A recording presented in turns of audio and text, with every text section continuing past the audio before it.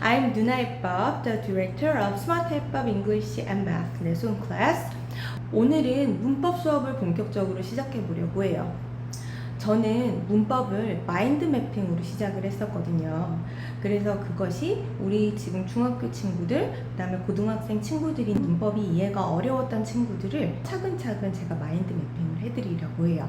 지금 현재 초등학교 3학년에 시작되는 영어를 하다 보니까 학교 시험도 너무나 쉬웠고 사실 문법에 대한 공부를 하지 않아도 문제를 너무나 잘 풀 수 있어요. 저희 학원에도 중학생들이 물론 있어요. 그래서 그 친구들에게 영어를 왜 해야 되는지 얼마 전부터 설명을 해주기 시작했어요. 한참 중2병이 걸린 시기잖아요. 그분이 이제 내려오는 시기입니다.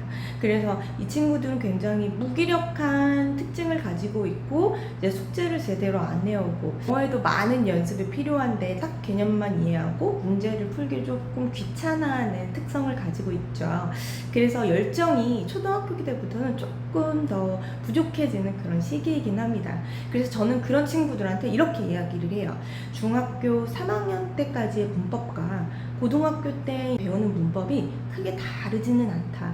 물론 조금 더 심화된 부분이 있겠지만 고등학교 때 단어의 수준이 확 올라가는 부분은 있지만 문법 같은 경우는 기초적인 개념을 중학교 때까지 잘 쌓아놓으면 고등학교 때 다른 부분을 훨씬 더 많이 공부를 할 수가 있다. 내신의 비율과 지금 대학교를 들어갈 때 수시와 정시의 이제 비율에 대해서 설명을 해주기 시작했어요. 영어에 알파벳들이 있잖아요. 그걸 letter이라고 해요. 그래서 그 알파벳들이 보이면 뭐가 되죠? 단어가 되고요. 단어가 이렇게 한 개, 두 개, 세 개 이렇게 모이면 구가 돼요. 그래서 그 구가 주어와 동사를 가지고 있으면 그것이 문장이 되는데 완벽하지 못한 문장을 우리는 절이라고 하고 그리고 완벽한 이해가 되는 문장을 우리는 문장이라고 해요. 그래서 우리는 거기에서부터 시작을 할 거예요. 영어의 언어의 순서가 있어요. 그런데 우리나라 말은 동사가 맨 뒤에 있고 영어는 두 번째 있습니다. 요거를 꼭 주목해 주셔야 돼요. 저희 아이들 가르칠 때 항상 문장에서 동사 먼저 찾으라고 하거든요. 그래서 여기에서 보신 I wanna go home 이 문장이 되는 것이고 from the morning 여기는 구가 돼요. 주어와 동사가 없으니까요. 자, 그러면 이전에서 단어, 구, 절, 문장에 대해서 배워봤으면 단어에 대해서 조금 더 자세히 마인드 매핑을 해볼게요. 단어에는 총 8품사가 있고요. 우리가 가장 많이 알고 있는 대명사, 동사, 형용사, 부사 등등이 있습니다. 이건 제 이야기예요. She has been teaching English for 60 years. 여기에서 she has been teaching은 절이죠. 하지만 완전한 의미를 전달하지 않기 때문에 절이라고 표현을 하는 거고 만약에 English까지 포함이 된다면 문장이 되겠죠. For 16 years. 얘는 구예요. 주어랑 동사가 없으니까요. 자, 그래서 구의 종류에는 명사구, 그 다음에 접속사구까지 다양하게 있습니다. 절에는 명사절, 형용사절, 부사절이 있는데요. 명사 같은 경우로 조금 더 자세히 보면 아이들한테 너네 이름 명자인 한자를 알고 있니? 하면 대부분 알고 있어요. 그래서 이름이 있는 것들, 예를 들어서 뭐 텀이라든지 쟈니라든지 선생님이라든지 책상, 의자 이런 이름이 있는 것들이 있잖아요. 그런 것들을 명사라고 하는데 여러 가지 종류가 있지만 저는 이렇게 말씀드리고 싶어요. 셀 수 있는 명사와 셀 수 없는 명사들이 있다라는 거. 그 다음에 대명사 같은 경우에는 인칭 대명사 우리가 가장 많이 알고 있는 I, she, we, it 이런 것들 같은 경우에는 비동사가 있는데 이거 지난 시간에 제가 말씀을 못 드려서 너무 서운했어요. am, are, is가 있습니다. 그 다음에 일반 동사는 work나 study 이렇게 뭐뭐 하다로 끝나는 말 있잖아요. 그 다음에 조동사 같은 경우에는 can이나 might, must 조동사 이렇게 표현하면 훨씬 더 쉽게 이해하실 수 있을 거예요. 형용사는 얼마 전에 제가 아이한테 설명을 하다 보니까 우리나라 말로는 꾸민말이더라고요. 그래서 여기 보시면 니은에 주목을 하시면 좋을 것 같아요. 귀여운, 잘생긴, 예쁜, 못생긴 니은이 오는 단어들은 명사를 꾸며주는 말들이야. 형용사 이렇게 이해를 하니까 훨씬 더 잘 이해를 했어요. 부사 같은 경우에는 adverb라고 하는데 이 verb는 동사란 뜻이거든요. 동사를 도와주는 말이다. 하지만 형용사도 꾸며주고 문장 전체도 다 꾸며줍니다. 그래서 명사 빼고 다 꾸며줌 주의. 전치사 같은 경우에는 제가 아이들한테 이렇게 말해요. 장소나 시간을 나타내는 말이지만 우리가 동사 뒤에 전치사가 오면 뜻이 완전히 틀려지는 경우들도 분명히 있습니다. 그 부분은 단어로 외울 때 충분히 활용을 하셔서 외우시면 좋을 것 같아요. 자, 접속사는 and, but, or 문장 두 개를 연결해주는 역할, 접착제 같은 역할을 하고요. 종류는 굉장히 많습니다. 감탄사는 와우, 아파, 아우치 이런 단어들을 감탄사라고 해요.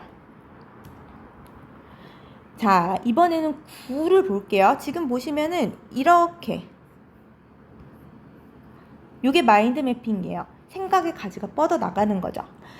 To tell the truth is always right. 이 문장에서 명사구는 이 친구예요. to 부정사라고도 하고요. 명사 단어 하나와 같은 역할을 합니다.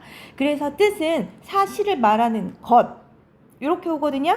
근데 요 the truth만 와도 말은 돼요. 그렇지만 조금 더 문장을 풍부하게 바꿔주기 위해서 to 부정사를 사용한다는 거. 얘는 명사로 사용되는 to 부정사입니다. 동사구도 좀 볼게요. adverb라고 해가지고 부사들이 동사를 수식해줘요. 얘가 동사구입니다. 형용사구는 There are many things to be thankful for in life. 이 세상에는 굉장히 고마워할 것들이 많아. 고마워할 것들 투부정사가 앞에 있는 things를 꾸며줘서 형용사의 역할을 뒤에서 한다. 이거 투부정사의 형용사적 용법입니다.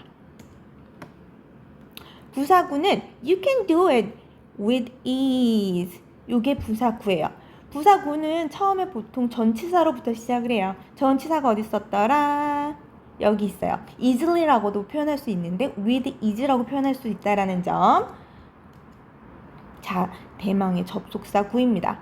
그럼 지우고 다시 시작해봤어요. 접속사 구부터 시작을 할게요. As soon as he got home, 집에 오자마자 he began to play a game. 그는 게임을 하기 시작했어. 이런 친구들 많죠. 여기에서 접속사 구는 이 친구예요. As soon as. 이 단어 자체만으로 뭐뭐 하자마자라는 뜻이 되거든요. 자, 이번엔 절을 볼게요. 절은 앞에 접속사를 놓고 문장 전체가 명사 단어 하나와 같은 역할을 해요. I know that she likes him. 나 걔가 탐 좋아하는 거 알았어. 이렇게. 자, I know the woman who is wearing a pink skirt. 아까 우리 투부정사의 형용사구처럼 형용사절은 뒤에서 the woman을 꾸며줍니다. 여기 나오는 이 친구는 우리가 그 아는 유명한 관계의 대명사예요. 다른 말로는 형용사절 접속사라고 하죠. 부사절 같은 경우에는 이렇게 앞에 접속사를 놓고 주어와 동사의 뒤를 따라다니게 하는 것, 이거를 절이라고 합니다. 문장에는 종류가 5 형식이 있어요. 그런데 여기에서 주목해야 될 것은 주어와 동사가 각각 하나씩 있다라는 거. 우리 친구들한테 학교 간다고 싸울까? 이렇게 쓰거든요. 이거 말 안 돼. 왜냐하면 동사가 2개니까. 동사는 무조건 문장에서 하나. 그래서 2형식은 뒤에 보어를 가지고 있고 3형식은 목적어, 4형식은 직접 목적어, 간접 목적어, 5형식은 목적어로 꾸며주는 보어인데 여기에서 아이들이 가장 어려워하는 말이 보어예요. 보어는 보충해주는 말. 2형식 같은 경우에는 주어를 보충해주고요. 5형식 같은 경우는 목적어를 보충해줍니다. 이렇게요. 저희 예쁜 아들이 저를 행복하게 해주고 있어요. He makes me happy. 앞에 he가 행복할까요? 내가 행복할까요? 내가 행복하죠. 이런 걸 목적어, 목적 보어라고 합니다. 마지막 페이지예요. 너무 아쉽죠? 제가 마인드 매핑이라고 말씀드린 이유는 아까도 말씀드렸듯이 이렇게 제가 마인드 매핑이라고 말씀드린 이유는 각각 단어에 이렇게 가지치기처럼 단어들이 많이 이렇게 나오기 때문이에요. 각각의 표현들마다 뜻도 있고 여기에서 문제들이 막 섞어져 나오긴 하지만 기본적으로 이름으로 알고 있으면 훨씬 더 학습하기가 수월하겠죠. 그리고 아까 9에서 가장 많이 나오는 거는 투부정사예요. 투부정사는 명사적 용법, 형용사적 용법, 부사적 용법이 있는데 이 투부정사는 보통 동명사랑 가장 많이 나와요. 둘이 구분하는 문제. 간단하게 말씀드리자면 투부정사의 명사적 용법과 동명사의 뜻이 뭐뭐 하는 것이라고 같다라는 것을 지금 살짝 이야기를 해드릴게요. 그리고 명사절에 명사절 접속사가 중간에 접착한 대시 가장 기본적인 것이고요. if, whether, 그 다음에 WH 퀘스천들이 있어요. 형용사절 접속사에는 우리가 대표적으로 사람을 나타내는 who와 그 다음에 물건을 나타내는 which가 있는데 요거 둘 다 가능한 것도 대시예요. 아까 명사절 접속사에도 대시 있었죠. 그래서 요거를 잘 구분을 하셔야지 문법을 잘 해내는 친구가 되는 겁니다. 부사절 접속사는 여기 있어요. 아까 내가 명사절 접속사에서 if 있다고 했잖아. 그거는 뭐뭐인지 아닌지라는 뜻인데 여기에서 나오는 if는 뭐뭐라면 내가 만약에 if I were bird, I could fly 이런 문장 아주 유명한 문장 있잖아요. 그게 if 가정법입니다. 요거는 정말 나중에 어드밴스드 레벨 수준 정도 올라왔을 때 배우면 좋을 것 같습니다. 자, 그래서 부사절 같은 경우에는 요 접속사, 부사절 접속사는 굉장히 종류가 많아요. 시간을 나타내는 접속사 when, while, since 등이 있고요. 그 다음에 이유를 나타내는 because도 있고, 그 다음에 목적을 나타내는 so, that도 있고요. 아주 다양한 접속사들이 있으니까요. 다 따로 정리를 해드릴게요. 자, 그 다음 마지막인데요. 문장을 4형식에서 3형식으로 바꾸면서 나타나는 아이들이 있어요. 이거를 조금 어렵게 표현을 하자면 예를 들어서 그는 줘 나한테 초콜릿을.